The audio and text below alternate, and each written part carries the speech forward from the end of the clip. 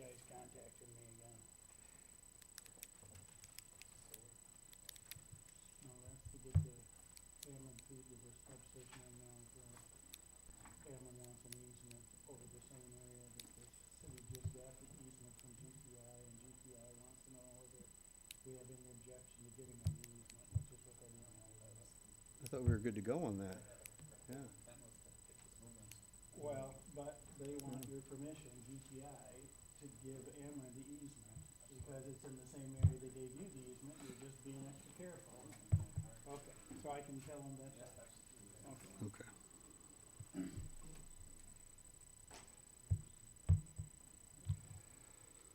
Oh.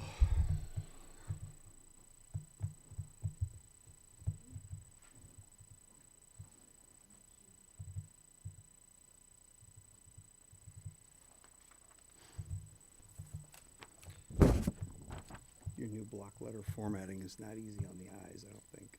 Yeah. You think it's better on the eyes? I don't know. I like it. You know what's changing?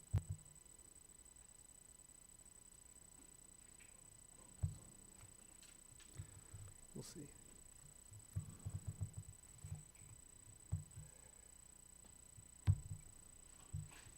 Glad you figured out which one to edit. I said I was sorry. I open it. I'm trying to print it. This is why you don't give people authority if they don't need authority. I had apparently I had access to the, There's just a lot more steps. I decided to type my notes. So I thought you were sending me just a copy of the agenda, so I'm just typing my notes on the bottom of it. He calls me and says, "Why are you adjusting the main agenda?" I'm like, I didn't know I had that ability. I'm sorry, I also didn't know you had that. There's an edit history though, so it's just easy to go back to it in history, restore. So there's no biggie. But I just couldn't print it, or I couldn't undo your. Did you have it open and all of a sudden you see words flying around? Yeah. You're like, what is going on here? Yeah.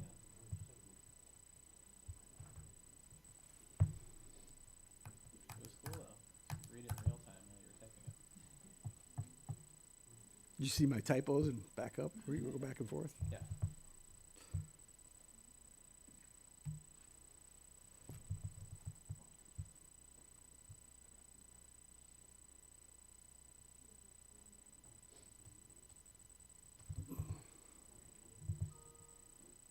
Should be any second now.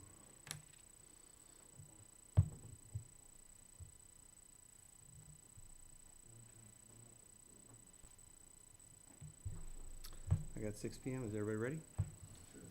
I'd like to call the Oglesby City Council meeting to order. Roll call, please. Baldridge. Cullinan. Here. McDermott. Here. Moyle. Here. Curran. Here. Please stand for the Pledge of Allegiance.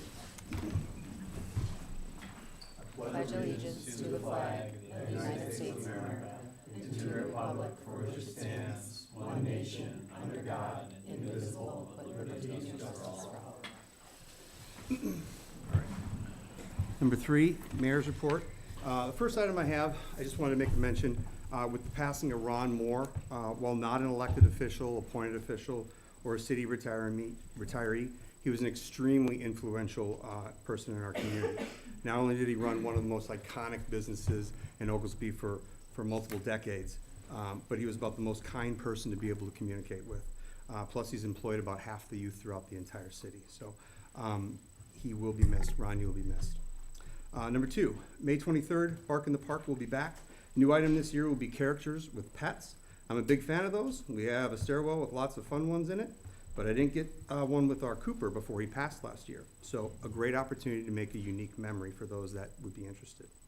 Number 3, DH Foundation fundraising dinner, May 18th, chicken dinner at Cordelinos. You can get tickets at City Hall for $15 or order at the door as well. Number 4, I want to address statements made during commissioner reports at our last meeting. I did not intend to revisit this matter publicly. However, the way it was presented, without context, and with serious implications, caused confusion in the community after many discussions with others that created. For that reason, it is necessary to respond and provide clarity based on facts.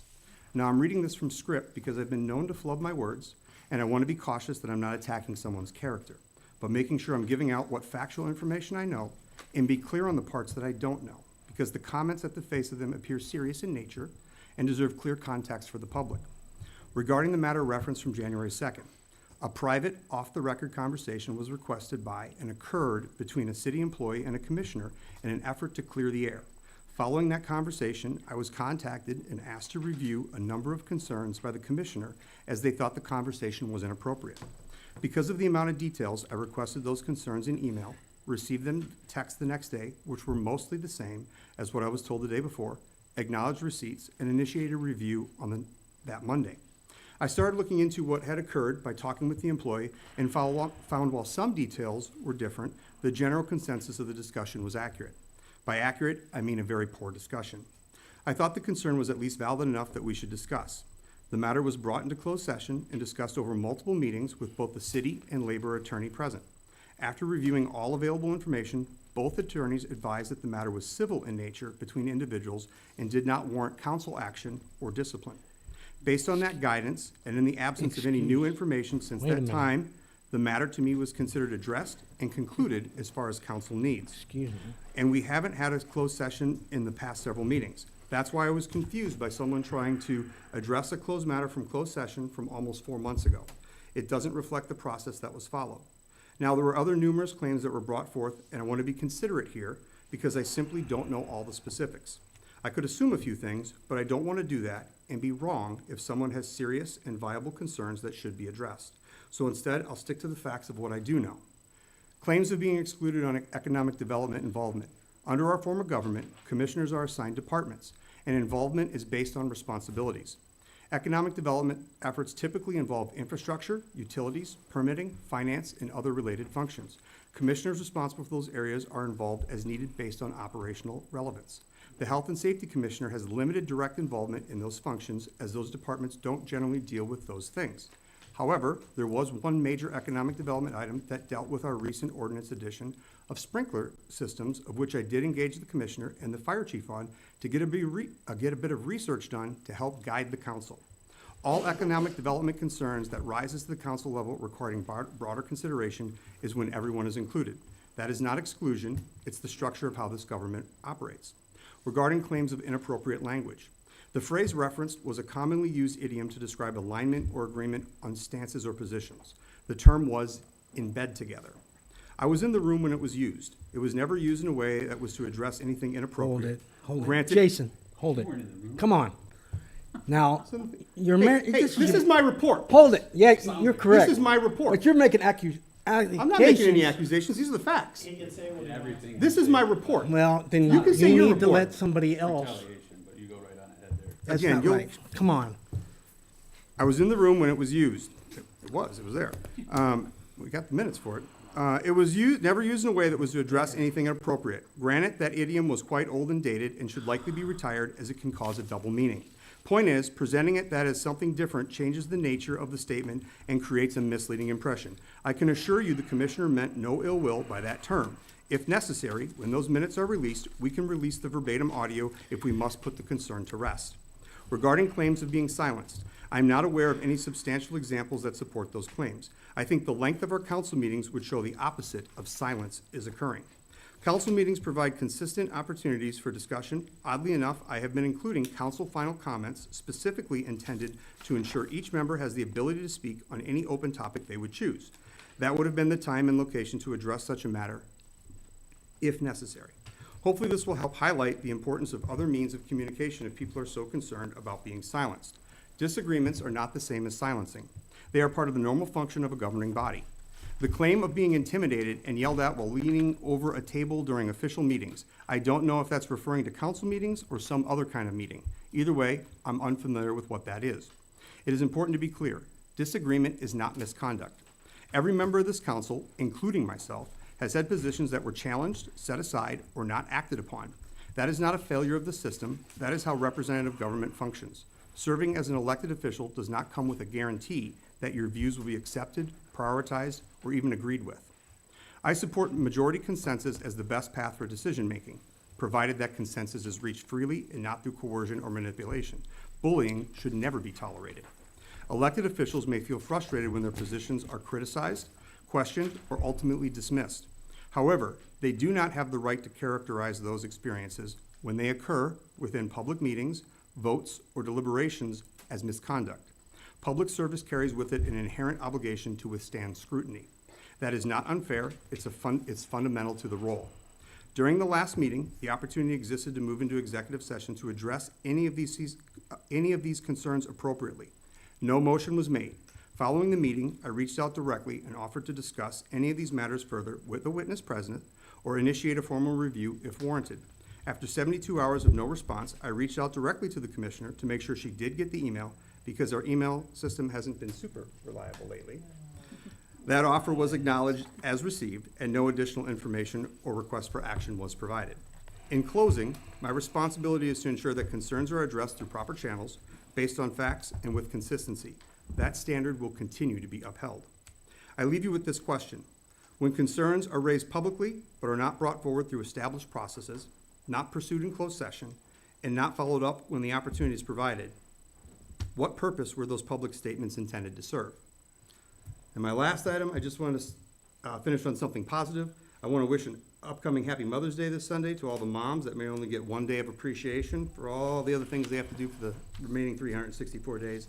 Also, big thanks to all the teachers out there this week for Teacher Appreciation Week that mold our kids during the daytime hours. And that is all I have. Next item, number 4, public comment on agenda items only. Yours is off by a number because. I'm off? Yeah, just because you messed up the formatting of it. So just everything, add 1 to everything. Add 1 to it? Yep. Okay, nope. I Yeah, think. yes, if you'd like, right there at the podium, please. My numbers are off, huh? Yeah, you. Try to remember that.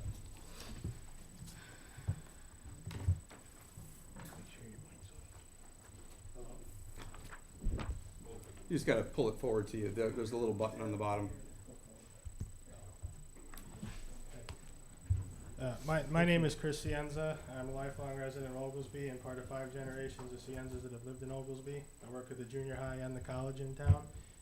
It's been questioned by Mr. Camenisch a couple times that he doesn't know who owns or bought my house, so I'll clear up that it is me. I worked 3 jobs and had several extra stipends for most of my early career, got 2 master's degrees within my first few years of teaching, and lived at home for 7 years to save up with the goal of building a house in town. When I built my house, my parents helped with logistical things while I was at work. I met my future wife, Mandy, here in the middle of building the house. The dream coming true was very exciting. We tried to be extra respectful of every property around us. Jamie Vance, the contractor, was who had the back neighbors move the shed sitting on the property, not us, when we asked about would we get a clear title and such.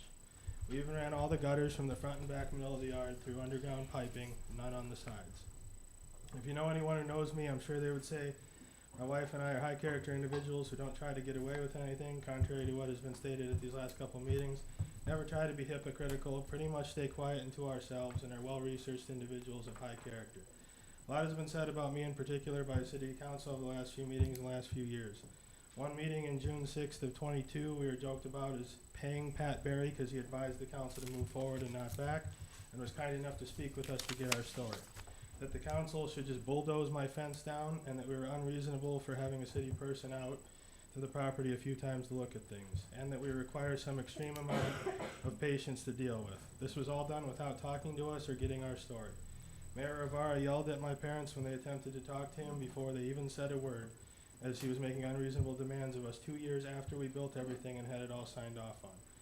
Mr. Camenisch was given over an hour of podium time the last couple weeks when these issues were brought up once again, including in a meeting where nothing was on the agenda, and he was told several times we would discuss it when on the agenda. As with Mr. Kamenisch's podium time, I hope and expect to be given a similar amount of time to respond to all these accusations. Mind you, I do this because for some reason a zoning board meeting for my neighbor about the other side of my property was brought up, and somehow the discussion turned into my property for a large part of 2 meetings. I'll be more than happy to answer any questions after I respond to the accusations. In terms of the sidewalk, that has been a great discussion. We, trying to be thorough, asked the city several times what all we needed. Citizens are not usually legal experts, and I doubt if we want to attract younger people to Oglesby, many of them are either. We were told by the county the street was built in the wrong location, as evidenced by the sidewalks being in different parts on each side of the street. The utilities run directly under where most of our sidewalk would be, including to a manhole within our front property pin that Mr. Kaspersky told us to bury, as they would find it if needed. I had Commissioner Curran out to the property to ask about these things and asked who has to replace the sidewalk if the utilities need access.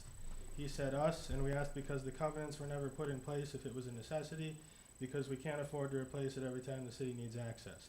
3 of us were there under the impression he said no, though I know he disputes we misunderstood this after the city started coming after us 2 years later. At the time, the city issued everything and we passed final inspection with no problems and we thought all was fine. Mind you, the things that went into the decision to put the sidewalk up to the driveway, which is where we did put that piece in, and no further were, no one from the city talked to us about how to make that corner ADA compliant or had a process for that. The utilities, of course, needing access on our dime when directly under most of that where that sidewalk would be.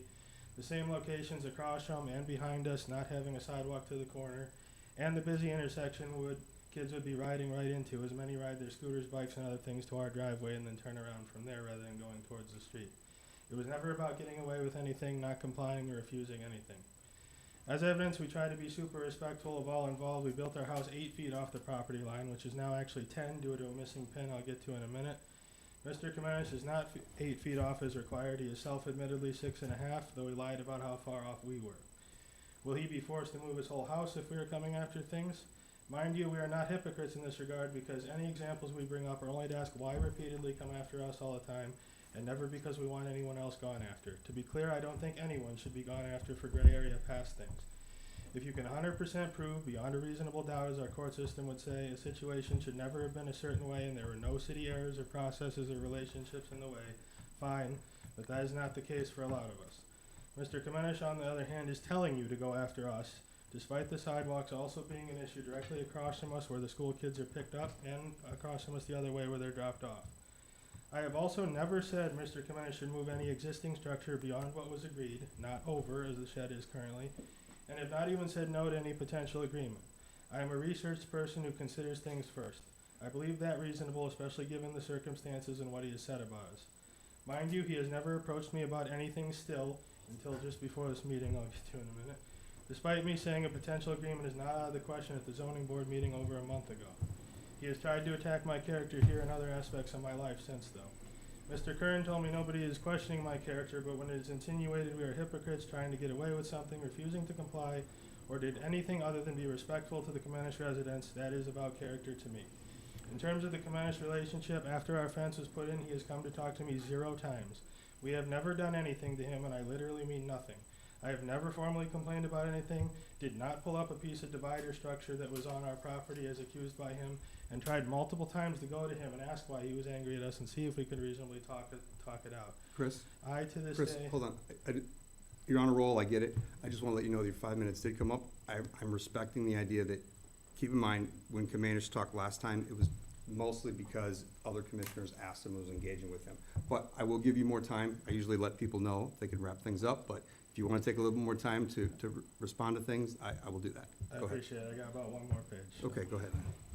I, to this day, have no idea why he dislikes us other than we stand up for ourselves. The only time he did initiate coming to talk to me was at protest grass cutting.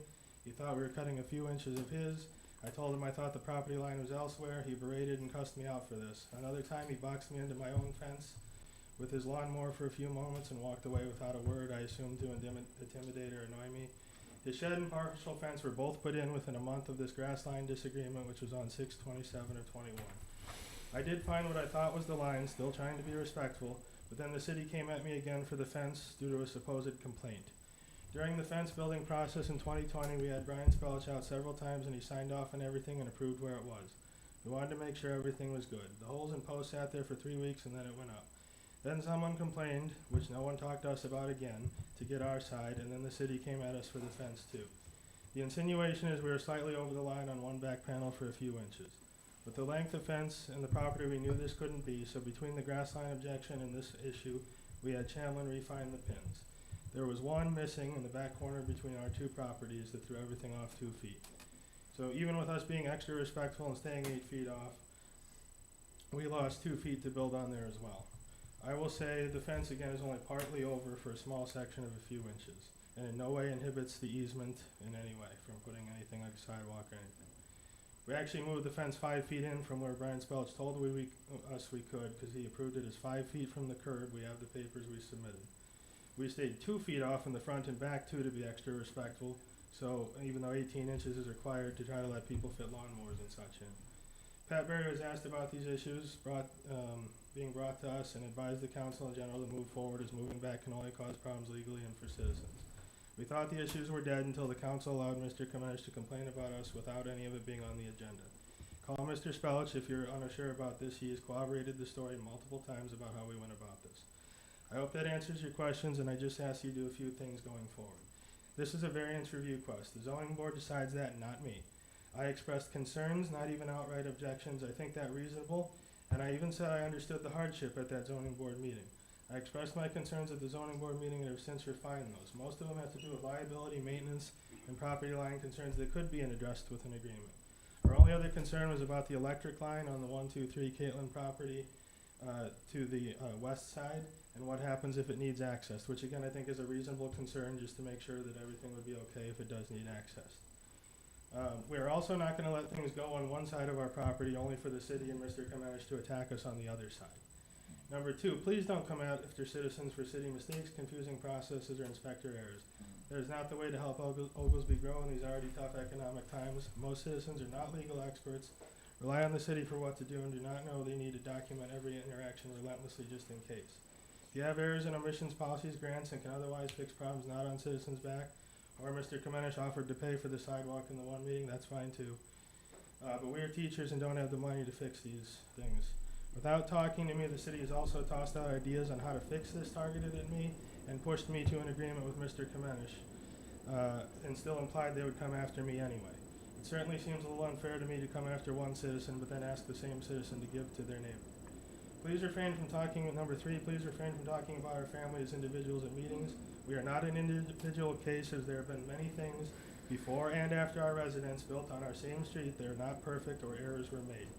We should not be an individual target because of political relationships or personal crusades or vendettas. It would have been great if our story was asked about before we were talked about at length at recent meetings, as we've had enough emotional pain and distress as a family from all of this. Number four, and lastly, remember you represent us all, not just the loudest among us. We are willing to stick up for ourselves when necessary, but that might not be true of everyone. This is not a huge town. Talk to and get the stories of all people being affected by what you propose. It is never as simple as it seems, and there are real people affected by everything you do, including many who are meek or might not understand to the level others do. I appreciate all your time, and I know it's a tough and sometimes thankless job. I've tried myself to put a lot of research and time into this, certainly not because we wanted to, but because I believe thoroughness is important before making decisions and to reinforce our character, as we would never do anything to purposely harm or annoy anyone, nor purposely disobey city rules. If you want to follow up, you know where to reach me, and I'm always happy if you have reasonable further discussions to be had. Thank you from Ms. Yep. I appreciate that. Thank you. Can I ask one question? Thank you. What font is on that last page? Fine? What font size? I'm just kidding. I'm just kidding. Sorry. All right, thank you. Are there any other public comments for agenda items only? If not, we'll move on. Brian. Oh, okay. Oh.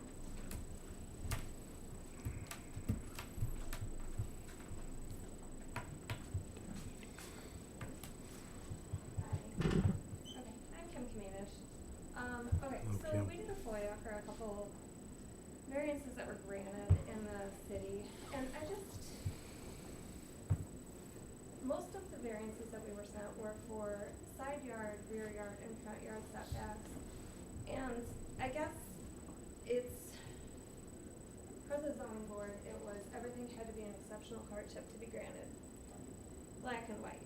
So I'm a little bit confused how the yard setbacks are an exceptional hardship, sorry. So there was one that stated that the requested change would not adversely affect the adjacent property, and the lot abuts to a 16-foot dead-end alley. So the area that we're asking for is not a dead-end alley, obviously, but it's dead space. There's plenty of room to get to the maintenance of their property, and there's nothing else back there. It's just dead grass and gravel. There is another one that, I don't want that one. So, it was in reference to a garage, so it conformed to the general scheme of other improvements in the neighborhood. Our fence would be completely in line with the other improvements and scheme of the neighborhood. There's another one where a bigger driveway was granted. I don't understand how that's a hardship. There's one that there was a taller structure, which was a garage, was granted. I don't understand how that's a hardship. And on January 11th, 2017, the board unanimously recommended that a variance be granted, that all sides of the yard setbacks be changed so a fence could be built in the same location as an existing fence, which encroached 18 inches into the setbacks. So, what we're asking for isn't an entire fence, it's 25 feet.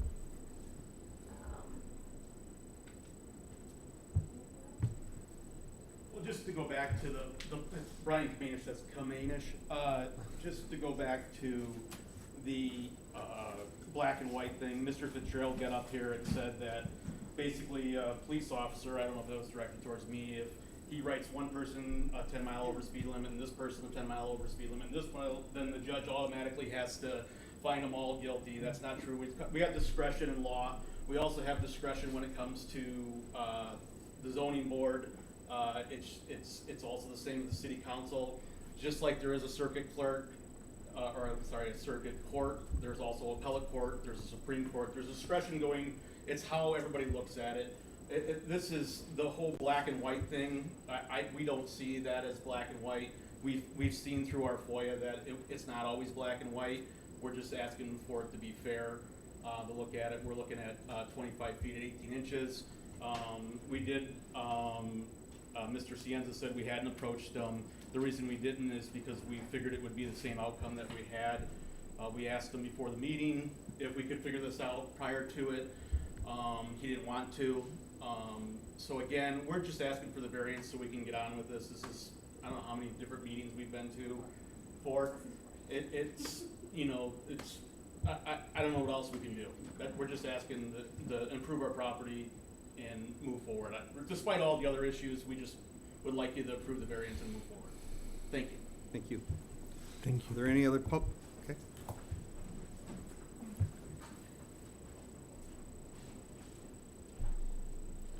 Kaylee Cienza Duncan. Thank you. I just want to speak that all of you remember, or maybe the majority of you remember the situation that we went through with our house and everything that was approved with our house, and we asked for a variance, and we were not granted. To this day, it's been tabled. There's never been a decision made on that particular variance, and we were told that there wasn't a hardship in that situation, and the financial hardship that we still are digging ourselves out a hole of is a lot greater than the hardship that is over 25 feet of fence. And so I just want to say that if we're going to talk about hardship, and that truly is what we're looking at, we didn't get our variance in our situation, and all of ours was approved and everything else as well. So I just want to remind people that when we're looking at that, that's not always black and white either. And we're still sitting with our table variance request from 2.5 years ago. Thank you. Okay. I'm Mandy Cienza. I just wanted to say that we are still, to this day, we are not saying that we are opposed to any form of a fence or an agreement. We are just addressing what has been spoken about us. And again, we were not brought this, as I'm sorry, I want to say it correctly, CAMENISCH, sorry. Mr. CAMENISCH said they did not come to us. That is true. There's no, sorry, I'm used to speaking to 7-year-olds. We are not, again, not in favor of anything. We would have liked to have been approached to before.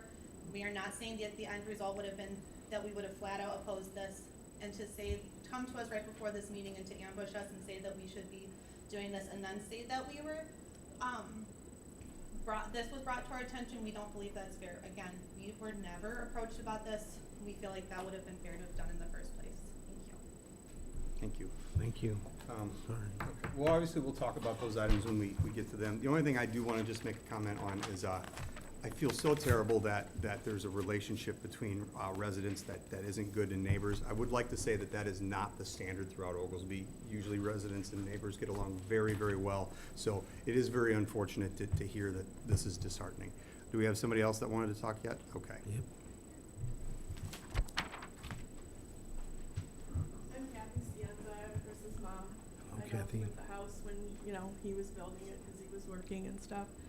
I have a problem with the fact that this zoning board makes a recommendation based on what they think is right and correct. And now to try to circumvent that whole process and come here and say, oh, well, we should do this. First of all, Chris's fence or the sidewalk isn't part of his variance request. He's got a variance request on the table that was decided upon. Not Chris's fence, not the property line, not anything else.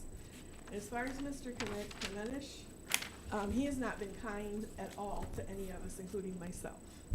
Shows no respect. And then we're supposed to be nice and kind and, you know, come across as good people. We've just tried to just go our separate ways and leave well enough alone. And now he knew when he put that fence and that shed where it was that it wasn't in the right place. So that's gave him this situation now with the other 25 feet that he has, that he wants to do something with. But it also, I'm not too appreciative of two council members calling my son in prior to this meeting to try to negotiate an agreement. Why, he was here earlier, so you must have talked with him. Why wasn't Chris given the same courtesy? We didn't talk to you. Okay, well, It was I my did not idea. know that, but I just think to blindside somebody and It wasn't right meant before for the that. I'll meeting. explain to you when you're done. I'll make an explanation. Okay. I just think our family, you know, we've got 3 houses on that street. We've been compliant. I don't go tell him what to do with his property or anybody else, and I would appreciate that nobody tells us what to do because we're following the rules. Thank you. Do you guys want to respond now or just wait till the item comes up? Yeah, I'd like to respond. Okay. Yeah, we better. I swear, with all honesty here, that was not meant to be any sort of ambush or anything. My sole intention was to speak to both of them and not have them come up here and start slinging mud at each other. I get it. If anybody does, I do, man, I tell you. So what I wanted them and I was hoping for is after I talked to Mr. Cienza, had a nice discussion, everything went well.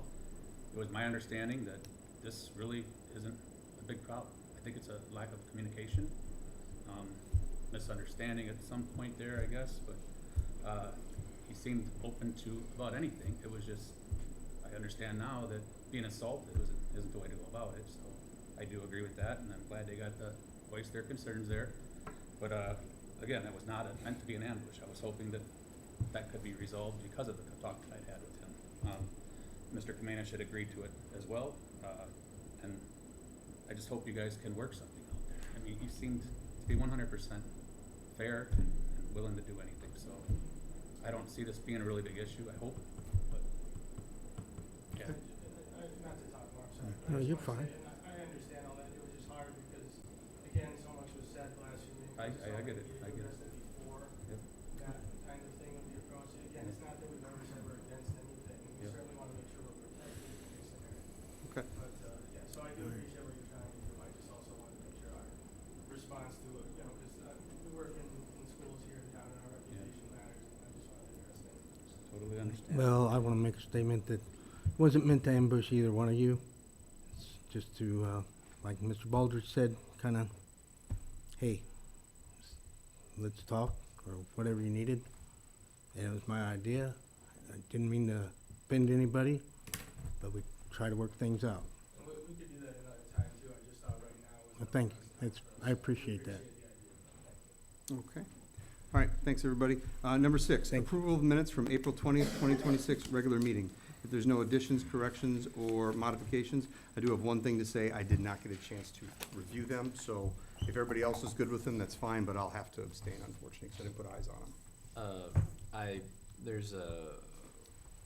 I think there's a part where we were talking about revising the ordinance as it relates to agendas, and it says motion made by Cullinan. On both of those items, I did not vote aye, so I believe, and I went back and watched the video, and I don't think it was particularly clear who even made the motion. I think Rich made one long motion perhaps, and there were maybe random seconds kind of interspersed through there, so I think that needs to be revisited. And also a recommendation would be, I think we need to start probably repeating motion made by, seconded by, just so we can, we have that for the purposes of the table. Well, that's I mean, it's my responsibility is to make sure that the motion is clear, that everybody Yeah. knows what they're motioning for. Maybe not so much the first and second, but we Yeah. can look at that. What I remember was there was two things I voted no on. One you voted no for, and one Mac voted no for, but they both passed. Yeah. But if that's not accurate in the minutes. We'll take a look do at we- it and Do we see. wanna table them? Mhm. I'll go around for you guys, anything else? Did you? I just think, maybe for the record, I don't think we necessarily have to get into what they said, but it also, we might be getting too generic. I think noting that Mr. Trump and Ms. Mahoney spoke against the idea of safe routes to school is probably beneficial for the purposes of the minutes. We don't necessarily have to state their exact complaints, but it just said they spoke as to the topic, so, just a little bit more specificity. That's it. Go around, if you have anything else you wanted to add? Mac? I agree. I think it needs to be tabled and, maybe a little bit more in detail, but not too much. Rich? Go ahead, Rick. Yeah, I kind of agree with Austin there, but, in the opposite regard, some of those things are more than detailed, and, I think some of it did not need to be in there, but. Oh, the struggle continues with too much detail, Well, too little detail. Just for the Things record, it's supposed to- just for the record, so we can get it fixed. can Okay, you- so for the variance stuff, you thought needed more detail, and which item did you thought needed less Safe detail? routes to school stuff. Safe route to school? Yeah. Okay. All right, well, let's make sure we correct them first, and we'll get them on there. Can we get a motion to table them? I'll I make just a think, motion to I do table. think it would be beneficial for her to have specific direction though, because I'm saying that one thing was too, generic, and I know that you're saying some things were too. What was too I don't detailed? have it in front of me. I don't- Okay, do you wanna send a follow-up email to Okay. the clerk then, so she has some action to look at it? I'm not complaining about it, he was just saying Oh, that there was okay. too much of the Well, let's table it, we'll see what we can do So for. I'll make what's a the motion. procedure? Because I've asked for corrections too. Are we doing it at the council meeting ahead of time? Cause we So were always technically- told to send the email Yep. and now we're not, So- and. So technically, at the last time we voted on this, we had a very different council. And it was that we were supposed to talk about it here, and at the time, I even disagreed with that idea.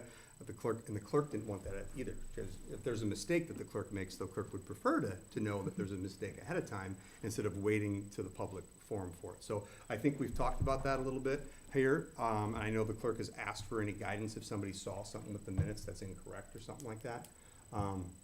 So I'm good with however the majority wants to do it. I'm just telling you, the last official action was that we talk about it here. I mean, it's gonna have to be something that an email is sent about, because, I mean, I have my specific things here, but I mean, if there's other things that, you know, we can't tell her right now, or we don't have right Right. now, I mean, it's gonna have to be an email, unless we wanna discuss it at the next meeting. Yeah, I think the best way to do that was, I'd prefer if the minutes were like done a few days early. Mhm. And then that way, if somebody has an issue with it, they could send you something, and then you'd be able to get an update on Thursday or something like that. Say, hey, just so you know, there was an issue out there. This is what I made as a modification. Yeah. And if people have an objection to that, well, then it's an objection. If not, then everybody's on board. Yeah, I try to get the minutes done by Thursday or Friday of the week of the meeting, so you'd have all the following week to watch them. So Well, I'll just that'd be- make sure to send them out to That'd be everybody. great. Does anybody have a concern about using a method like that? Additions, corrections, or modifications? Can I get a motion to approve the bills?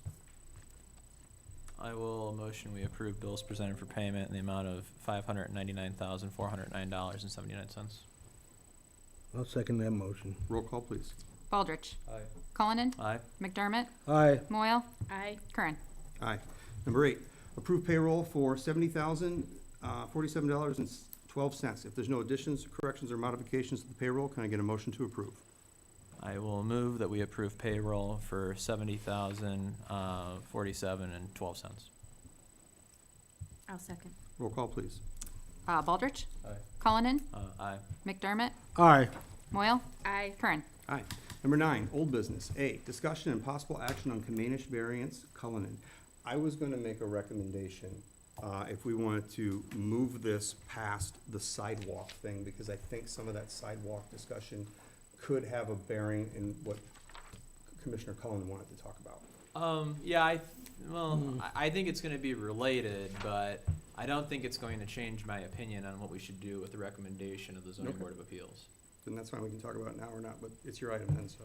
Okay, so, my recommendation for this would be, I think that this is a very gray topic. I don't necessarily think the law is gray, but I do think the manner in which it has been enforced or articulated or shared with the residents has not been entirely accurate, and That's kind of made the situation a gray situation. And so what I would say, though, overall with the situation is I think this is really a civil matter, and we really aren't a court.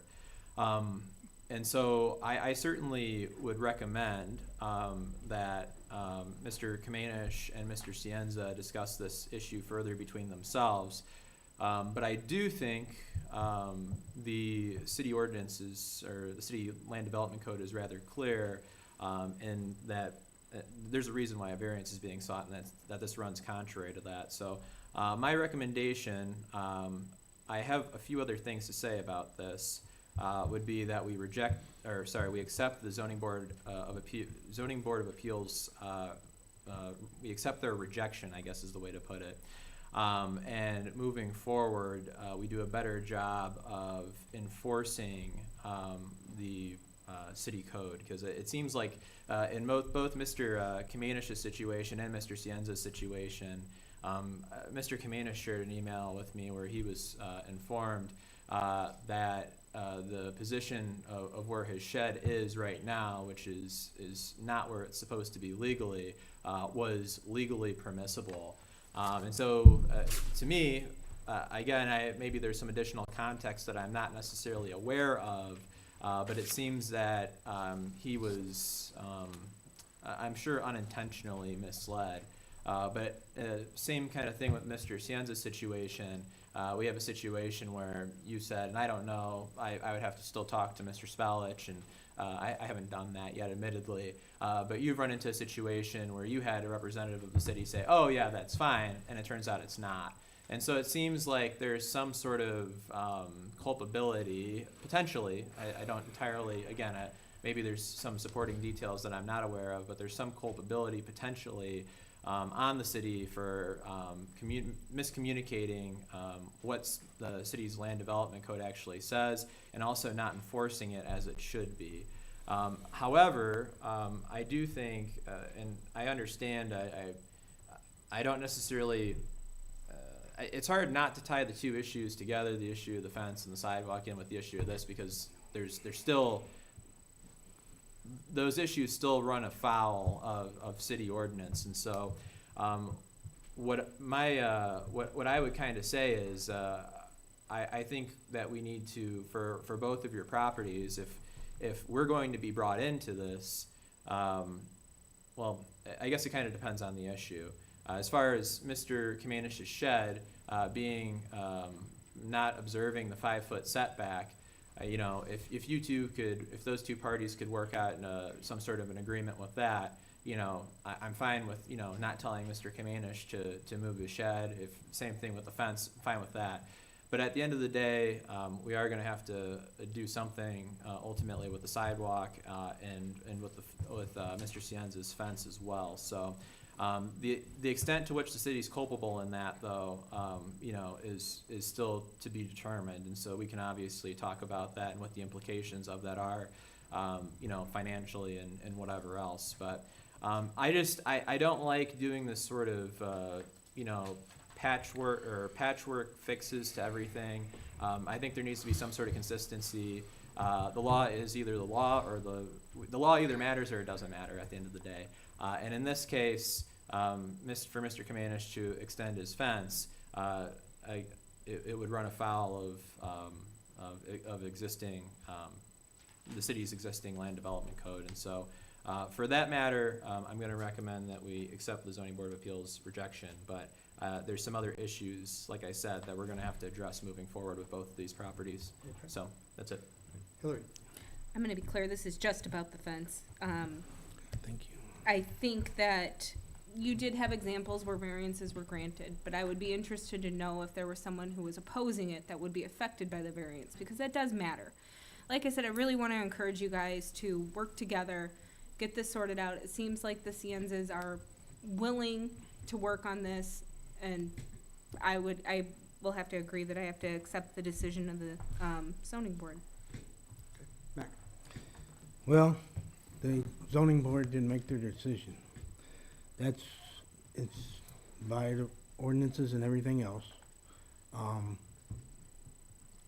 I would suggest maybe tabling it till next week, and I appreciate yours. I'll look up on that, okay? Maybe we could go ahead and table this until next week, if you two would be willing to talk to each other, and then come back. It's up to you. It's, What I would like to say is, in reference again, Mr. CAMENISCH brought up all these issues about our property that we thought were put to bed a couple of years ago. And now that's being discussed here. right. So what we're not gonna do is say, okay, you do whatever you want, and also the city still come at us for the Right. other side. So because he brought it up, it's hard for that to, we're willing to come to an agreement again, given the right things, reliability and all that. But also, we don't want this to now become, we're gonna become after, and then he gets. And that's what this board, that's what we're trying to eliminate. The main concern is actually the fence. If you guys would be willing to talk about it, and let me know before we take a vote, and I'll make a motion that way if that's agreeable to both of you, okay? Okay. Rich, you got Rich? anything? Yeah, I'd just like to go on record and say that I won't be taking retribution against you guys for your sidewalk or your fences or anything like that. That was finished business as far as I'm concerned with the city, and none of my business in my opinion. But beyond that, I spoke to you guys. Again, it wasn't an ambush. I hope you could forgive me for No, that, we but didn't do that. I hope you guys can work something out. But I will agree with the zoning board and take their recommendation. Okay, couple things. I kind of agree with what Austin and Baldridge are saying here. With that, I do want to make a couple things. A lot of these things, the rules are not gray. The rules are pretty black and white. I think what makes this all muddied is because of the circumstances that led to it. Exactly. There was, we had a past inspector that was dealing with this, and we had different permit methods. We realized that there were some holes in our permit methods, and that's why we've made some changes on how we do permits and stuff like that. And that's caused, matter of fact, I think every reference to something today had something to do with that could have been done better. I won't get into the details of it though, because some of the things I disagree with. I mean, one was a settlement agreement, all that kind of stuff. But I will say, in the regards with the CAMENISCH property, there's two major issues, and the city is responsible for one of them that I'm willing to admit. We made an error on where the shed is supposed to go, right? That was a clerical error from this office, and so somebody did bring up the term errors and omissions and stuff like that, so maybe there is something there with that. The city did not make an error on where the fence was supposed to go, and so that causes some of the problem. The other thing is that kind of changes I did talk with both members since last meeting, and I wanted to take a look at it again, and there's something I kind of didn't realize. Part of that shed wall is being used as the fence. And again, I agree with Mr. Baldridge there, that I think a lot of this I really wish would be able to be resolved between individuals. And the reason I say that is, I think the best solution is take that shed, move it to the 5 feet of where it is supposed to be away from the fence, and connect your fence on, but that has to be agreement with you guys. So that way you don't have that runoff issue. The fence is, the shed is no longer being used as part of the wall to continue. It'll look better. That's what I would recommend, but that's really a civil matter between you guys. And as far as all the sidewalk stuff, we're gonna talk about that because it's been brought up so much lately, and now that the Safe Route to School stuff is going, it does relate, because I think it's time that this council attack the issue about how are we gonna go for the next stage of plan and development to get sidewalks throughout the city, however that's going to be. So they really are separate. So because they are separate, I think that we need to respect even the example that was given with the driveway that was moved, that was something that was sustained by the zoning board of appeals. They didn't think that was a hardship. I get it, the financial thing is definitely a hardship, but the air necessarily wasn't. So my recommendation is that we go with the recommendation of the zoning board of appeals and deny the variance based on the evidence provided.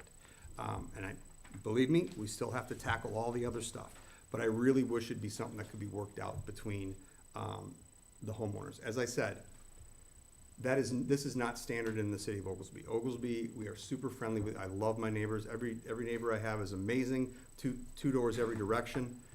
So it's just an unfortunate situation. So hopefully, you guys will find a common ground to be able to communicate and find a way that you can both find a way to improve that. And I would be willing to say that if you guys did decide to go the division fence along the way and then move the shed 5 feet, I would say that the city would, but this is without even conferring with the rest of the council, I would say that the city had some errors in there. So if there was a cost to pay for part of the moving of the shed, I think we'd be responsible for that. I would agree with you. Okay. So, everybody spoke. Does anybody have anything else they'd like to add, or is there a motion to be made? Well, I know Mac had said something about tabling this, but I don't think even if they discuss this, I don't think my thoughts on the actual suggestion of the zoning board of appeals is gonna change. So, my suggestion would be that we move to accept the zoning board of appeals rejection of the CAMENISCH variance. Okay, is there a second? Second. Roll call, please. Baldridge. Aye. Cullinan. Aye. McDermott.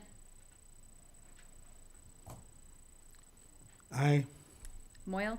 Aye. Curran. Aye.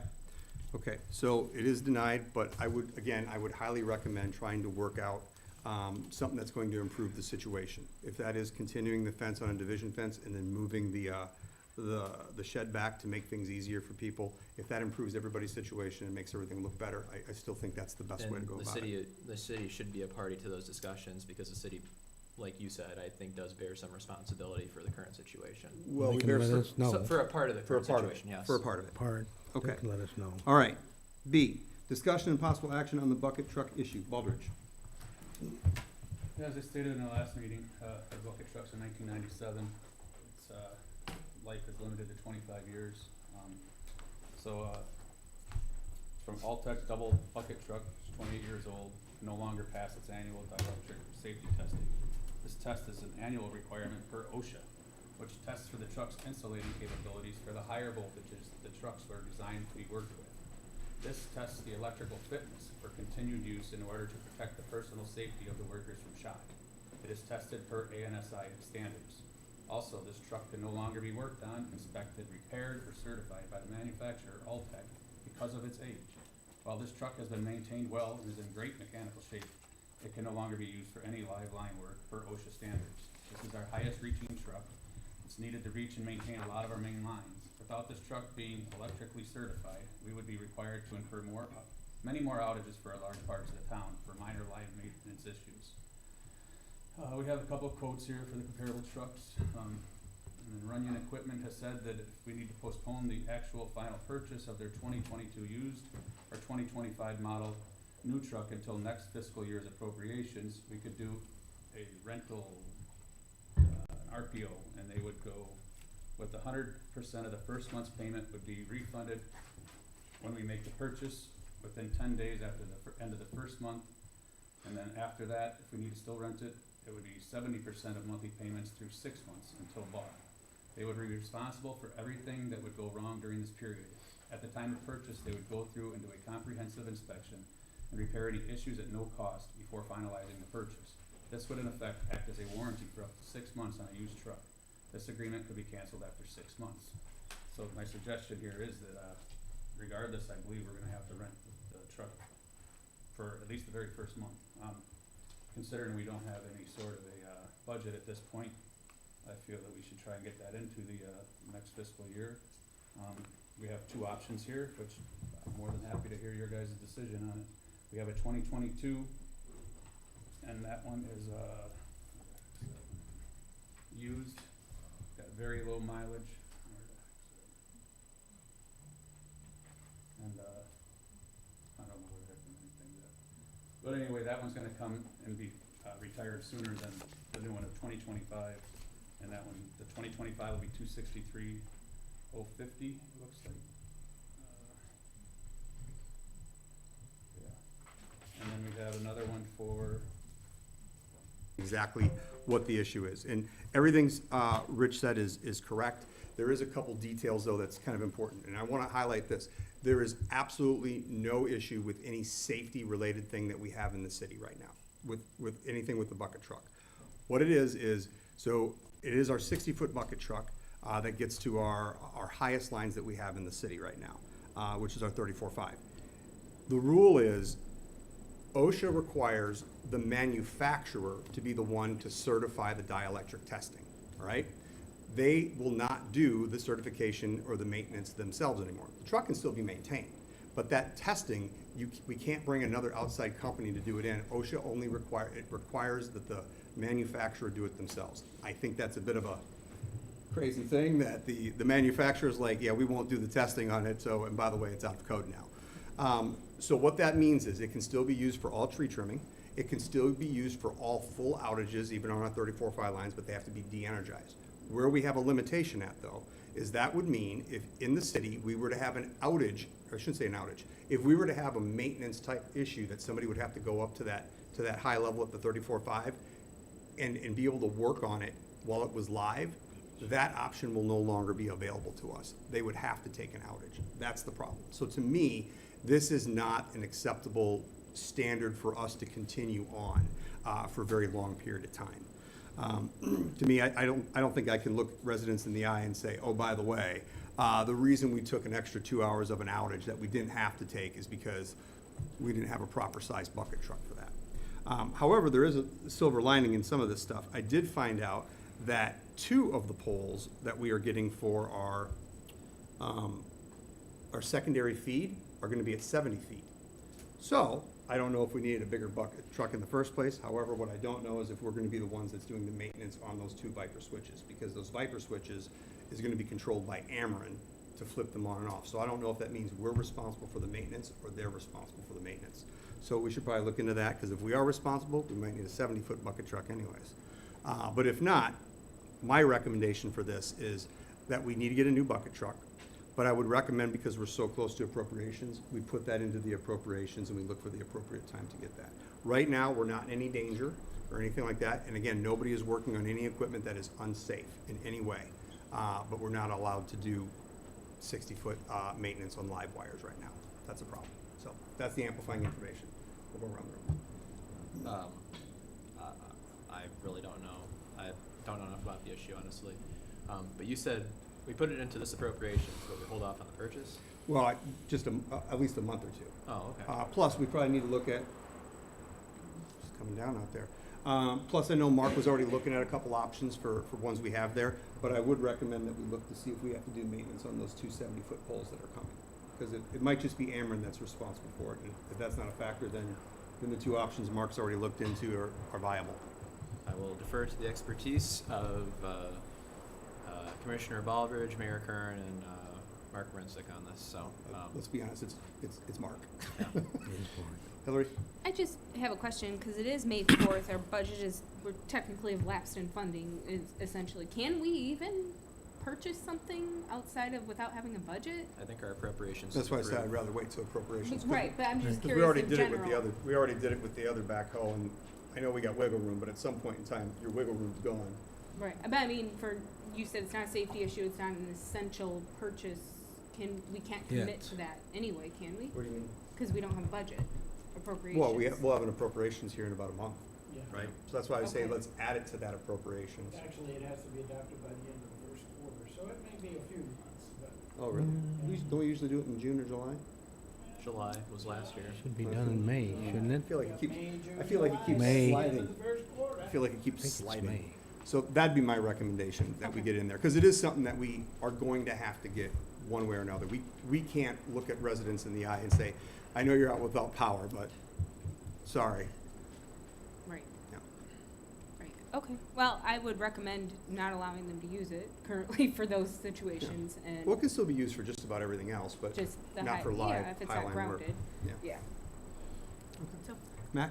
Well, I'd wait until, let's get it on the appropriations and go from there, but we also need to make some kind of ordinance or something to, they only allow 25 years, is that what it is, Rich? Then every 20 or so years, that comes up Yeah. and we get it ordered. You don't want to put yourself behind the 8 ball. That was news to me that that- they wouldn't do the testing on that. I Yeah, couldn't that's- believe that. I'm like, We don't want perfect, right? Yeah, we don't want to ever happen Yeah. this again. So we need to make an ordinance or something that says, hey, this has to be bought. Yeah. Okay, so the good news is with this truck here, it's got 9,000 miles on it with $800. It's practically a brand new truck. we will get a good return on that. I intend to send it out to auction like we did with the last one, where we gained $11,000. With this here, they're gonna be instructed to go ahead and, rent the $6,000, per month, with that $6,000 being refunded, plus 70% if it takes more than the months. It'll be $1,800 out of pocket per month thereafter, so. $1,800 in the first 2 months is how I figured that out. And the rest of it will be refunded. We have 2 months testing out whatever, old, new, used, whatever. Can I ask you another question on that? Can we, once the warranty is over on the old one, can you reissue another warranty or no?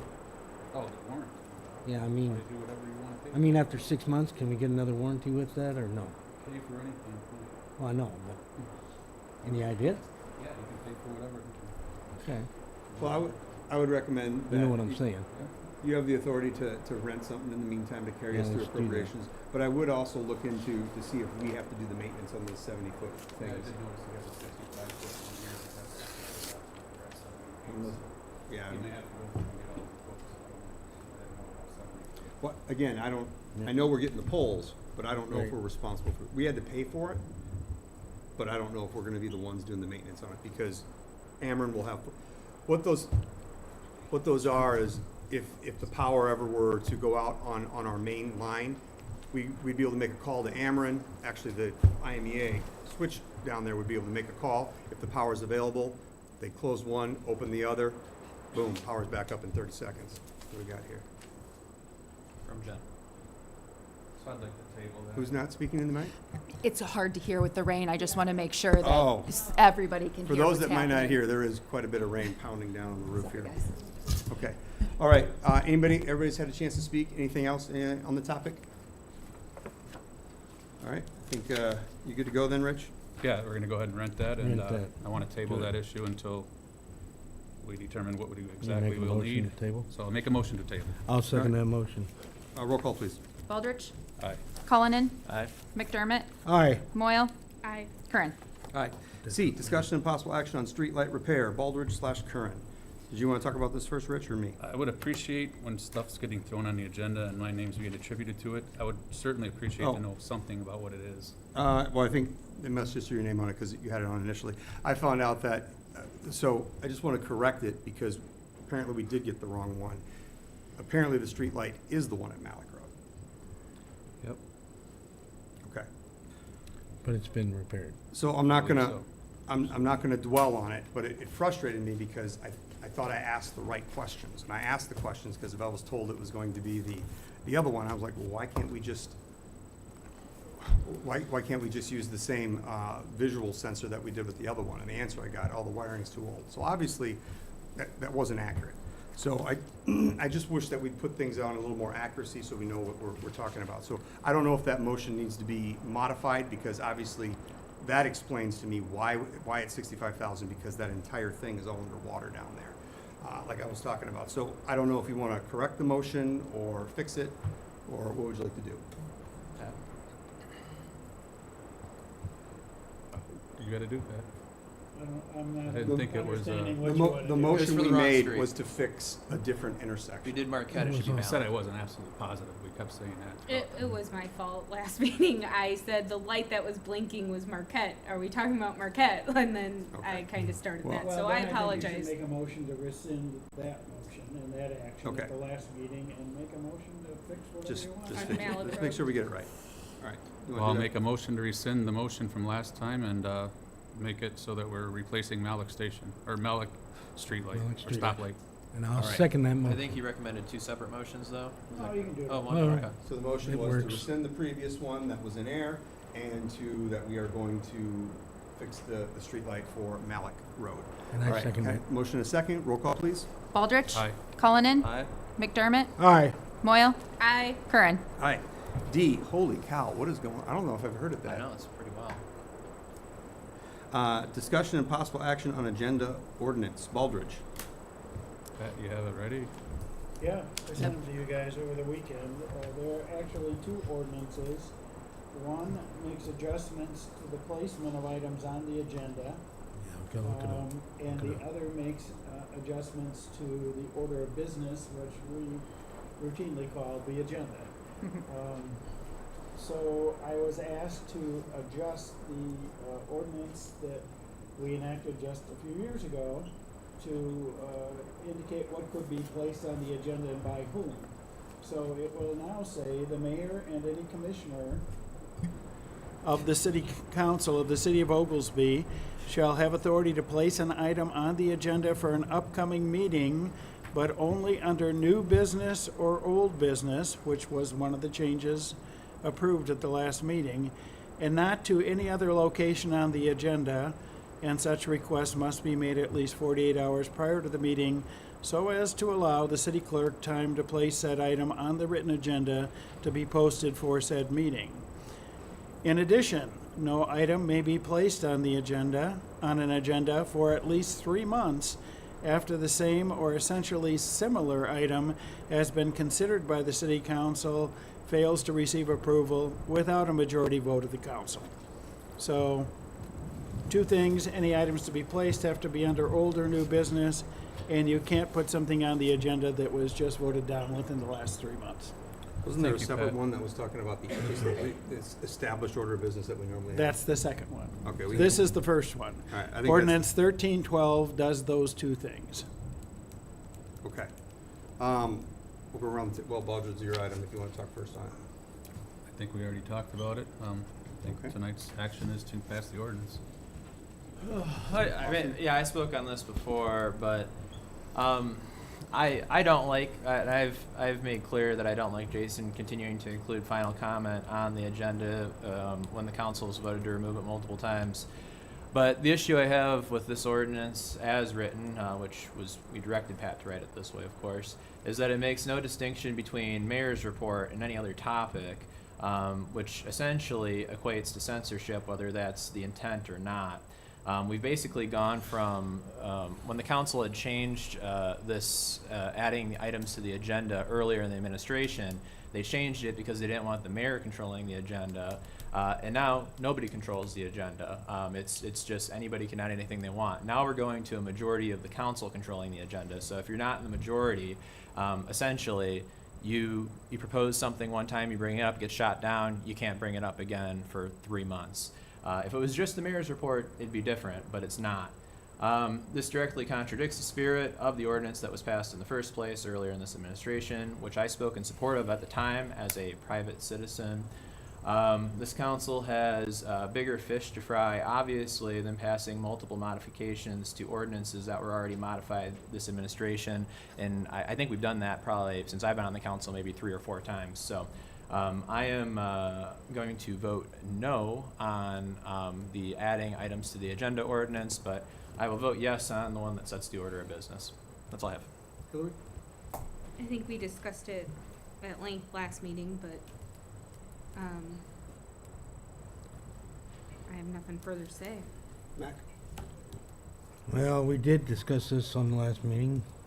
Pat, thank you for the work you done. Looks good to me. I'll be voting yes for both of them. Okay, so, that's interesting.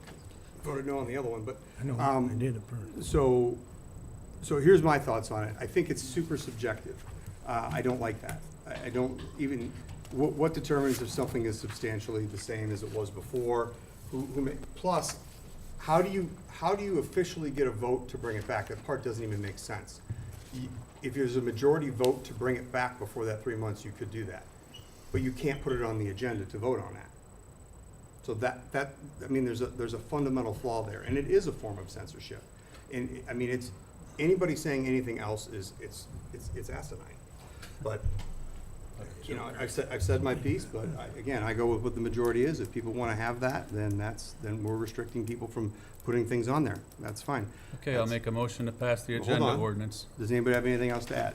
All right, there's nothing else, then you can make a motion. There are 2, Rich, Oh, 1312. You want to just do one at a time? You want to do 1312, Sure. which is the modification to placing items on the agenda?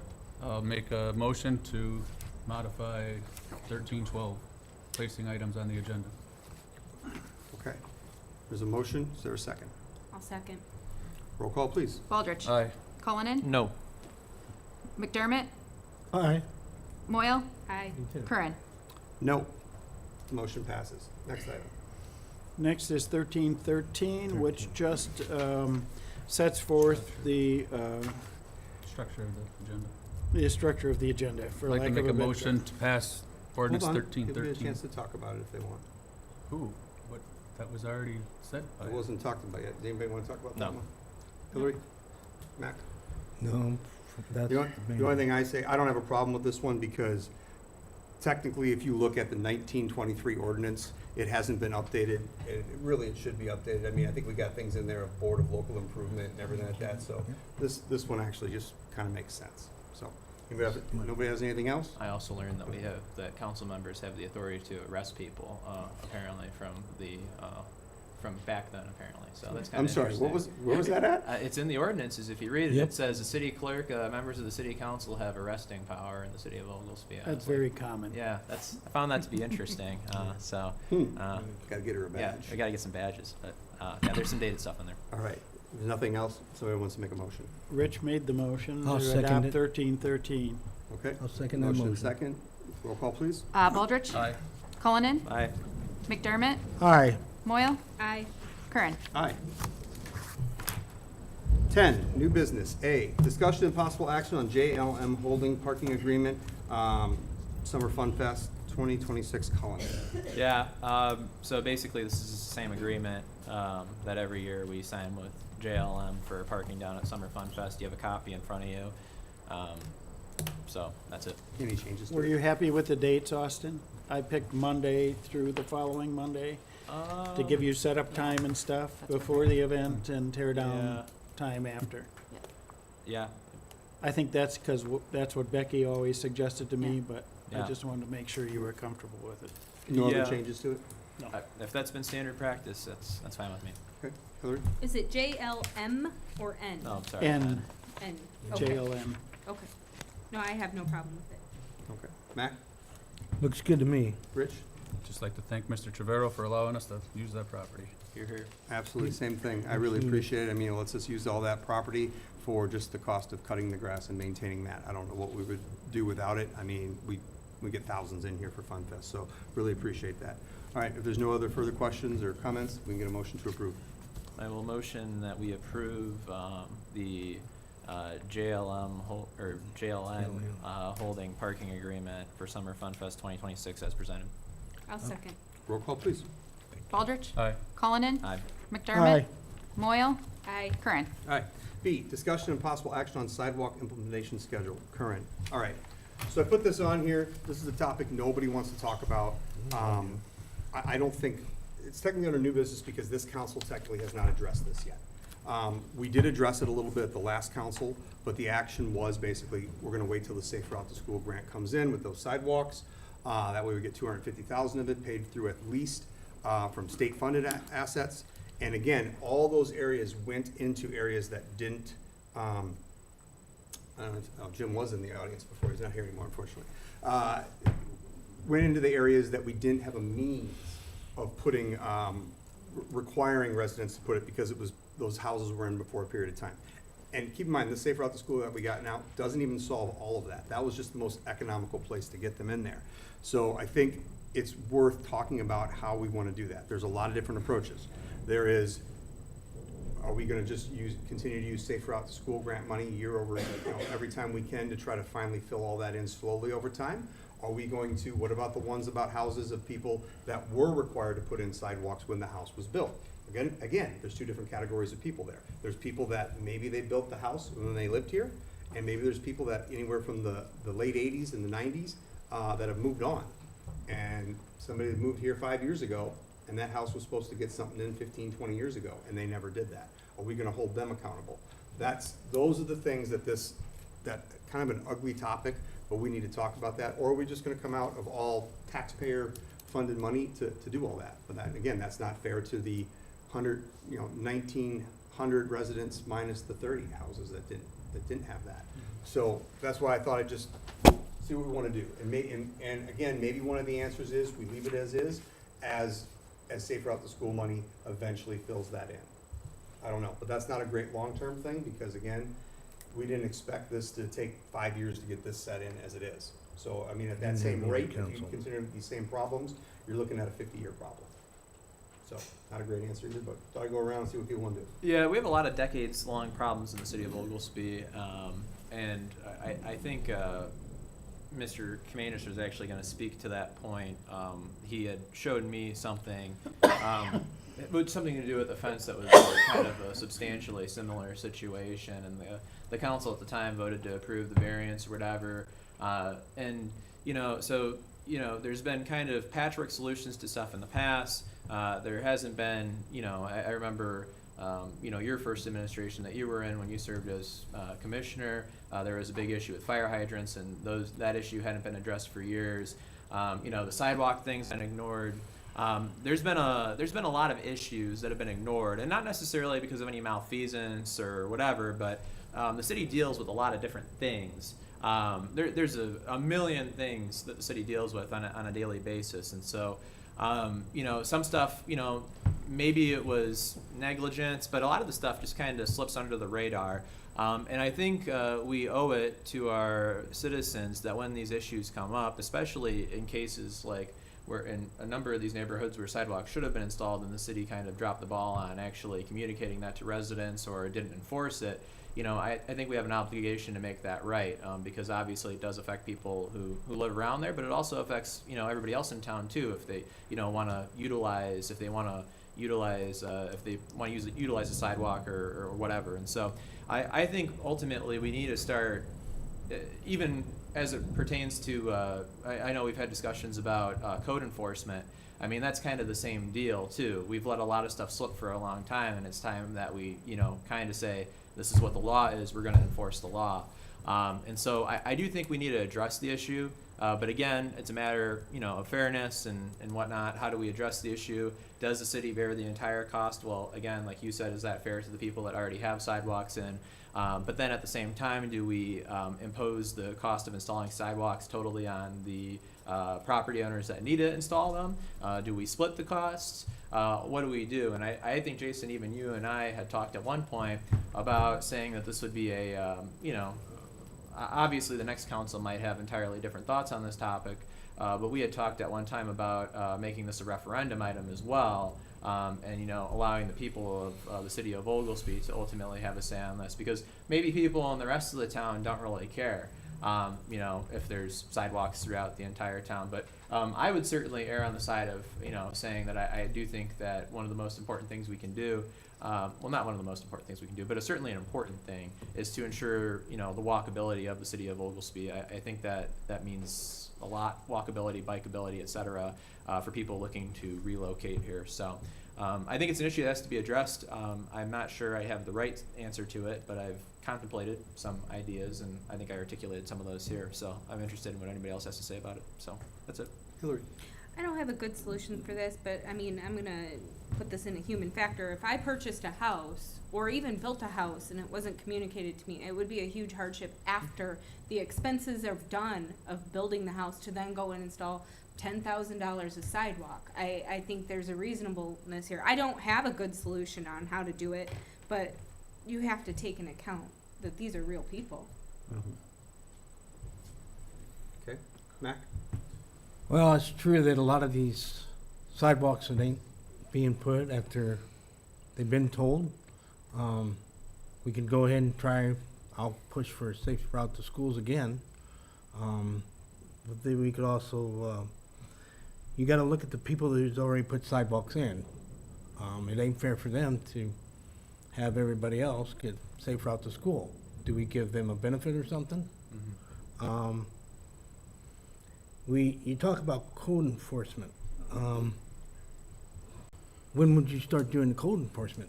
If the prior councils didn't enforce the code, Well, why are we doing code enforcement now? why are we doing it now? Yeah, we had that whole discussion. Which doesn't work. If you have an individual who buys a house that's already been built, there isn't a sidewalk there, do we help them build the sidewalk? That's an option. I've already got the street department that if we got extra concrete after doing a job, like on the street, they look across, hey, this sidewalk's busted up, let's see if we can do something about it. Just pour it a little extra there, instead of just running down the street department and pouring it out. I am doing that. I could look for other grants, see what we can get. Just like with the Safe Route to Schools, I did connect some of the sidewalks to existing sidewalks because it didn't seem right to me to have 75 feet of no sidewalk and then there's another one. I'm open for suggestions, Rich? but we're trying to correct it. Yeah, a lot of these problems seem to exist in the newer subdivisions out here to the west, and as Mr. Cienza said before, it is a big burden on someone to go ahead and place this on them when nobody told them that before. And even if they did, they got their building permit and it was allowed, and I can't see going back on someone 10 years later, or someone that bought a house, the sidewalk wasn't there. Ultimately, I believe this should have been falling on not only the city council, but the contractor and the developer of that little subdivision themselves. They get money, they can charge for each lot. They should factor that into their bids on each parcel of land out there, so that it's not a surprise cost 5 years later, 10 years later, or when you move into a new house and you're all excited and now you can't make the payment barely on the house, and now you gotta put in $10,000 in sidewalk. I don't agree with that. I don't think the city should be going after people like that at all. So, couple things. I think some of the problem is that, you know, I recognize as a council that, let me just speak, I recognize that we look dysfunctional. I mean, I talk to mayors all over the place, and I know how we look and stuff like that. But I will say there's one thing, we have really tackled a lot more things than previous councils never really did. And that's not a slam on them or anything like that. But we had some people when we first started this administration, super engaged. Part of that reason is what caused people to kind of fracture and want to do all these things that they want to do and cause issues. But it really did start things going the right direction.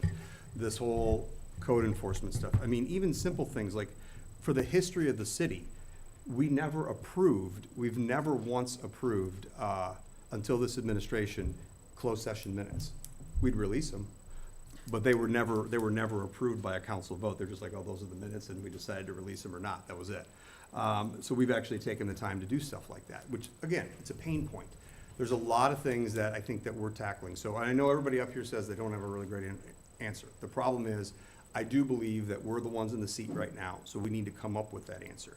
And again, that answer could be to continue to use Safe Route to School program until you've got all the areas covered that are, that were places that you couldn't require residents to put in. But then the question comes up, what happens when you eventually get to that point?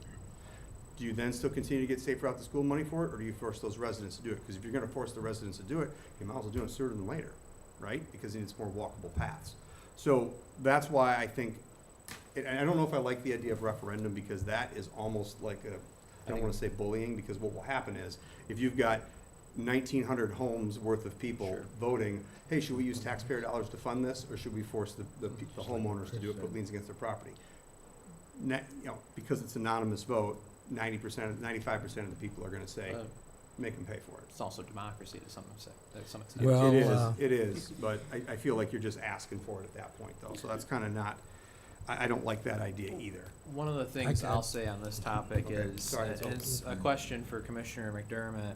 Do we keep I don't know if inventory is the correct answer, of current sidewalks, of where we have sidewalks, and then also do we I don't know if this is a common thing, but assign them letter grades? Because I do think walking through town, there are a number of sidewalks that kind of suck, honestly. And so I think that will be kind of a pain point for us, is if we try and install sidewalks in neighborhoods where there aren't any sidewalks. You might have people saying, well, look at this older neighborhood on the east side. Some of those, I think there are certain neighborhoods where the sidewalk does end.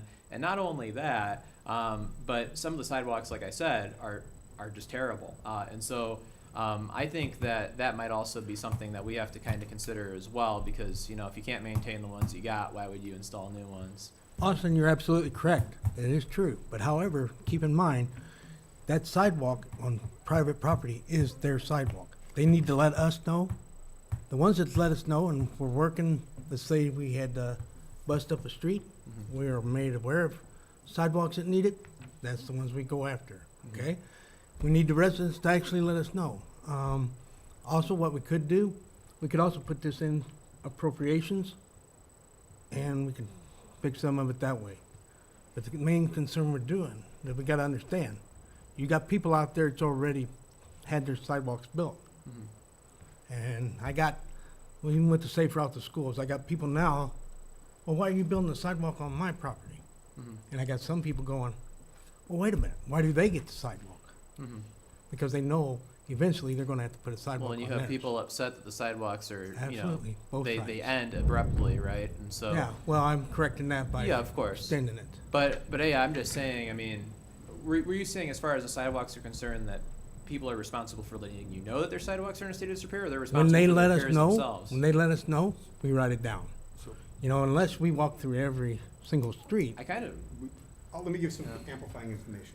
One of the things that that we're required to do for insurance purposes, and every year, Dan Kaspersky, our street superintendent, he goes and he marks if there's any sidewalks that are essentially trip hazards, right? So the only ones that we repair at our cost are ones that, like I think you might have been mentioning, one of the ones that, like, let's say if there is something that we had to dig across, let's say, because we're responsible to the Buffalo box, right? So if we had to tear that line up and a sidewalk got ripped out because of us, we'd replace that, right? The other thing that we do is if there's trip hazards. So if there is like where the levels or whatever, I think at the end of my time as commissioner, I bought them a scarifier. So what that does is they can shave that down. So it's a cheaper way of making it maintain. If there's ones where there's tree roots, where the things are, like I want to say it was, not Caitlin, what was it? Swift Avenue had just crazy sidewalks because of tree roots. Had to take the tree out, take it all out, take the concrete out, and we put that in. So we did that on us because we were responsible for the tree. Because it was in the berm, which is another whole thing to try to get rid of.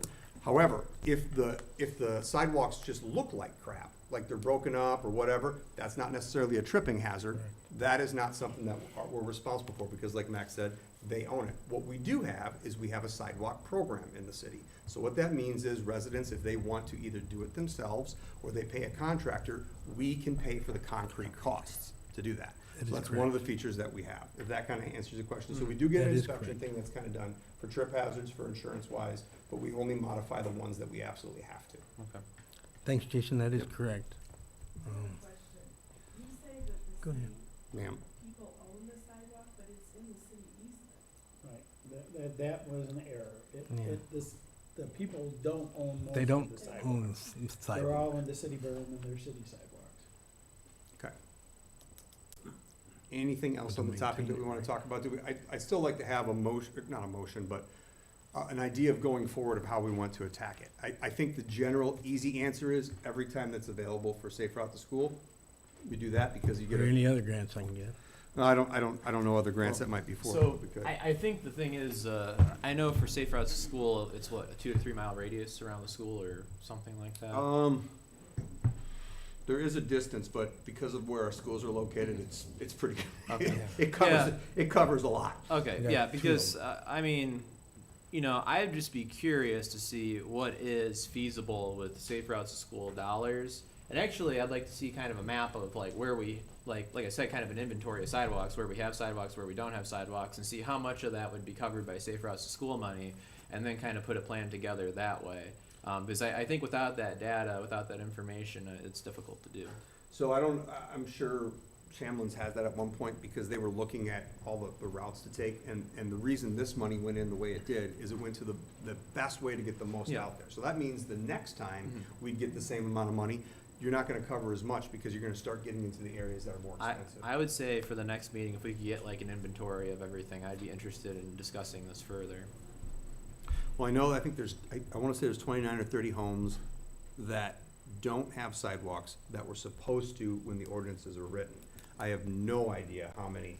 That might be a task for them to try to find out what other homes besides those. I know there's a list somewhere at City Hall, those 29 homes, but for the rest of them. I think there's even more, yeah. Oh, there's a lot. Yeah, there's so a lot more. I think if we could see some sort of an inventory for that, like I said, I'd be interested in discussing it at the next meeting, but. Okay, is that fair? You wanna? Yeah, I'll look into into that, and, like you were saying, if people wanna put the sidewalk in, let the city know, we'll pay for the concrete. Yep, that is an option. And Barry, I apologize, I misspoke about ownership of the sidewalks, but it's their obligation to keep it cleared, correct? Yes, although Okay. lots of people Well, don't I want to know. clear their sidewalks, I because know. once they do, if they don't do it correctly, then they're responsible. Right, If they just leave the snow sit there, it's an act of God, and they're not responsible. that's My true dad too. said that. Lawyered. That is true. Okay. Six Any- of one, half a dozen of another. Anybody have anything else on this topic? I don't think we need to table it or anything like that, just that, it was just I'll just a look into- discussion. Look see what into we it, can and then we'll get it find on there out. when we have an inventory, and we'll bring it back again and. see what we Although, have. hold on. Okay, go Although- ahead. So, one thing with this, Mhm. with that new ordinance that we just approved, are we able to put this back on the agenda? Well, yeah, it Yeah, could go in was it, old or new. It's not been voted down or anything. It has Yeah. to, so, but, okay, It's in old or new. okay. So the ordinance did specifically say it has to be voted down, Right. right. so, It has to be rejected, is what it says, as I recall. yeah, you're correct. Has to be rejected. Okay, That's good. no rejection? No rejection. All right, No we can rejection. move on. All right. Number 11, public comment on any topic. Okay. Once, twice, three times done, okay. Thought I heard boots. Number 12, commissioner reports. Commissioner Cullinan. Okay, I don't have a lot, but I have, one of the things, one of the powers that I'm blessed to have in my executive role as Commissioner of Accounts and Finance is being in charge of printing. And so I have kind of commissioned a freshening up of our city branding.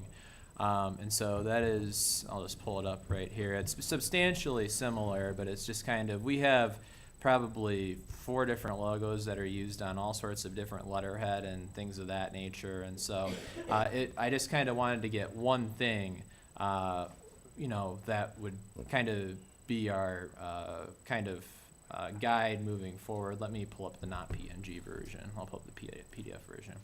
And so basically the kind of thing that's, I guess, become iconic, maybe not if you ask Aaron, but is the cursive font for the Oglesby. Specifically the O, I think, is kind of iconic. I remember seeing it on like baseball hats and stuff like that when I was growing up. I kind of have a soft spot in my heart for it. So, basically just kind of a freshen up here, remove the sun, kind of reduce the colors, so forth and so on. There is the Where Friends and Rivers Meet at the top that I I think we've kind of discussed that at one point, whether or not that was a good idea. We had a working meeting on it, but I don't think there was any sort of a consensus. And so I didn't want to change anything too much, but I just wanted to kind of freshen things up. So that's that. That would be on the letterhead. And then this is kind of the letter mark that you might see on the agendas for today. And so just kind of, this could be obviously something that, you could put in sort of different capacities, if it's a QR code, if it's a quarter zip, if it's whatever. So I freshened that up, and we're in the process of changing over all of the letterhead in City Hall to have that. And there's also some letterhead that has old email addresses on it and stuff of that nature. So we're trying to get that switched over, and we're gonna get that done. There's a lot of forms though to update, and basically all the forms have different logos, so it's kind of interesting actually. Anyway, so there's that. I am going to have a departmental meeting on the 12th, a whole departmental meeting. This is something that honestly I've been, speaking of kind of negligent in. I want to meet with my department and get us all. I mean, I stop at City Hall every day after work, but I only catch, what was that, Aaron? Just kidding.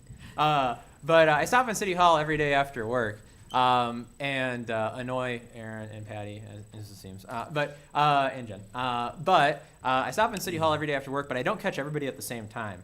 And so I do want to be able to sit down with everybody and touch base, obviously, on the transition over to Microsoft. Obviously, there's been some quirks in the email, as Jason has noted, but I have rectified the group issue by turning off groups. So I've put in a ticket to Connecting Point to see if they can fix that. Anyway, so we'll talk about that. We're going to try and identify more specifically certain roles and get training done for specific roles, and also work on employee evaluations as well. These are all things that I discussed in the past, but honestly, I just, like I said, kind of negligent in sitting down and ultimately, getting to brass tacks with my department. So we're going to do that, hopefully get some good out of it. I also want to echo what Jason said about Ron Moore. Not only is the Oglesby O kind of something that I associate with my childhood, but I also associate my childhood very largely with Ron Moore. I just, I remember, going into the root beer stand after, baseball practices or baseball games. I was never good at baseball, but that's besides the point. I remember going there after all of that and just always seeing Ron there, and he was always super friendly, super upbeat. He'd always say, "Hey, call you to my dad," and he was just a great guy, really, and just really, really tragic news about him. So obviously keeping him and his family in my prayers moving forward. The last thing is, as Jason noted, I'm a teacher, but I'm not huge on Teacher Appreciation Week. I appreciate the gestures and whatnot, but to all the other teachers out there, I do want to wish a happy Teacher Appreciation Week. Because it can be, I'm very obviously blessed to work where I work, but it can be a pretty daunting profession. And the last thing is this Friday, AP tests will be happening for U.S. History, and I want to wish any Oglesby student in high school who is taking an AP U.S. History test the best of luck. So that's it. Okay, thanks. Commissioner Moyle. First thing I wanted to remind everyone is Thursday, May 7th is the fire safety tutorial at the Dickinson House at 10 o'clock. This will be instructed by Chief Malthus. It is free admission, so stop on in and learn something new. The police department in the month of April had 86 traffic stops, 19 keys locked in cars, 32 EMS assists, and 18 case reports. The ambulance had 30 in-town 911 calls, 9 district calls, 1 mutual aid given, for a total of 45 total calls. They also attended 2 PR events. And the fire department had 8 mutual aid responses, 5 wires down, 3 storm standbys, 3 auto accidents, 2 drone requests, 2 odor investigations, 1 activated alarm, 1 rescue, 1 brush fire, 1 hazmat call, and of these, 13 were in the city, 6 were in the district, and 8 was out of district. Thank you. Thank you. Commissioner McDermott. First off, I'd like to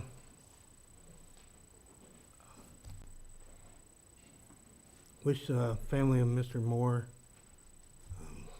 best wishes. The root beer stands an iconic of Oglesby. And Austin, I do have to ask you, whatever happened with the city between the parks?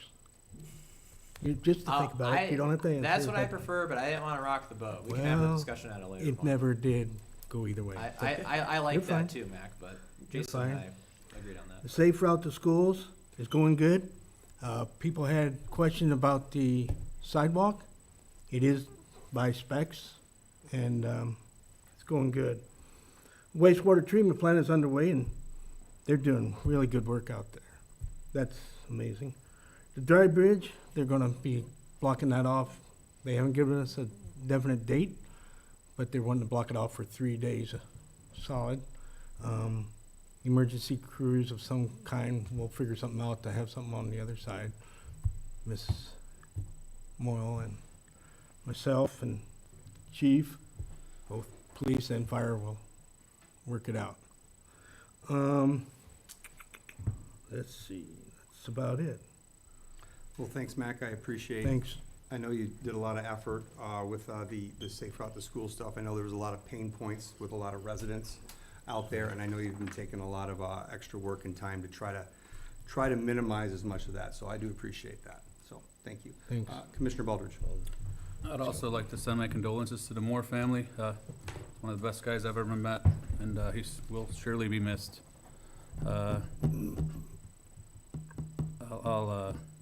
I'll pass on the rest of what I was going to say here, so go ahead. Okay. Number 13, council final comments. Curran, I don't know. Does that mean this is the last one it's on technically? Pat, would you say that it was technically voted down, or does it have to be voted down after the ordinance comes on? What do you think? No, it wasn't voted down, so this will be the last time, Jason. It wasn't voted, I think it was voted down, though. Yeah, it was Not at the voted down a beginning of couple this meeting times. to remove it from the agenda. Okay, all right. Well, since this is the last one here, I'll go around the room. If anybody has anything they'd like to add for any reason, any topic? No, I'm good. David? Matt? Rich? So again, I'll just say it's the last one we're gonna have on here, unfortunately, and I guess maybe 3 months it'll come back. I don't know what that means. My 2 cents is that if you're trying to bring extra transparency, or people wanna be able to talk about things, or feel that their voices are being silent, this is a great place for that. This is a good place for anything that might have came up during the meeting if somebody wanted to talk about, but other than that, that's all I got. Do we have a reason to go into closed session? I believe we Yes. do, We judging do? from last meeting. Okay. Yes, we do. Number 14, executive session for the purpose of the appointment, employment, compensation, discipline, performance, or dismissal of specific employees. Discussion of minutes of meetings lawfully closed under the Open Meetings Act, collective negotiating matters between the public body and its employees or their representatives, or deliberations concerning salary schedules for one or more classes of employees, and the purchase of lease of real property for the use of the public body, including meetings held for the purpose of discussing whether a particular parcel should be acquired pursuant to the authority granted by 5 ILCS 120/2C1, 15, 2, and 6 respectively. Can I get a motion to go into executive session? I will move that we enter executive session per the aforementioned exemptions. I'll second that motion. Roll call, please. Baldridge. Aye. Cullinan. Aye. McDermott. Aye? Moyle. Aye. Curran. Aye. There's no planned action after executive session, everybody. Everybody have a wonderful night. Stay safe. Although it sounds like the thunder and rain might have stopped.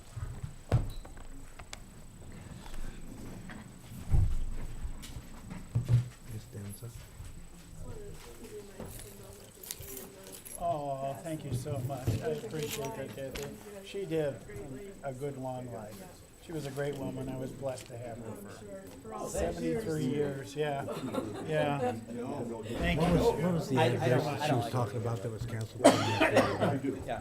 There's the lot actually I bought, so it's, 128. My mother, yeah. 130? 128. 128. Same way with my mother, so, yeah. Kaylee Thank had the you. whole time. And I'm glad this face of this. Just like her says, for his Yeah. best. Yeah, thank you. He did good. 138, that's on the same road, 128. So will this be annexed? I know we have. I didn't want her to leave, but she didn't leave, I was like, I don't know exactly what part you're talking about, but. I was hoping you'd seen me go, please stay, please stay. I don't think so. I think it might be IDNR. Well, that was my fault. I thought, he told me he never talked to me. Well, I think IDNR owns it, but I don't think it's part of Oglesby. I think it is outside city limits. And that's what you gotta go with. That's what I've been telling everybody. They ask my opinion, that's what I told them. Thank you.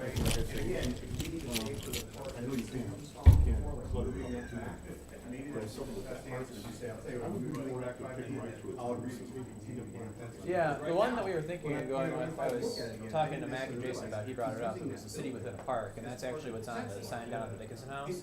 I kinda like that, cause, but I just, I don't know, that's a discussion to have. But,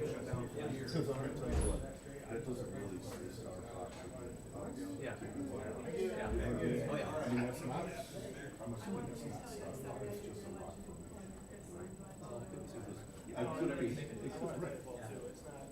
So, thank you. I'm glad somebody likes it.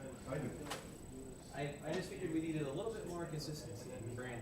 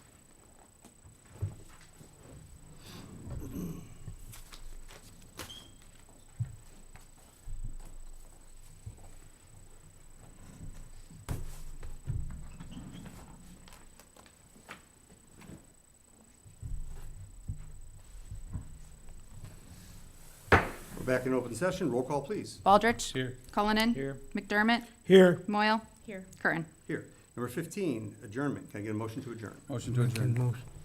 Second. Roll call, please. Baldridge. Aye. Cullinan. Aye. McDermott. Aye. Moyle. Aye. Curran. Aye. Good night, everybody. Instead of sending you all an email tomorrow, I'm delivering this. What do we got here? This way you all can sleep on it and think about it. Because I think it's crazy what you're doing. Logo? Yes, absolutely. Thank you. Hey, Austin. Huh? While you're reading, I'm sorry. At some point, I'd like to figure out how to use my iPad. Yeah. And I don't know whether it's got a 360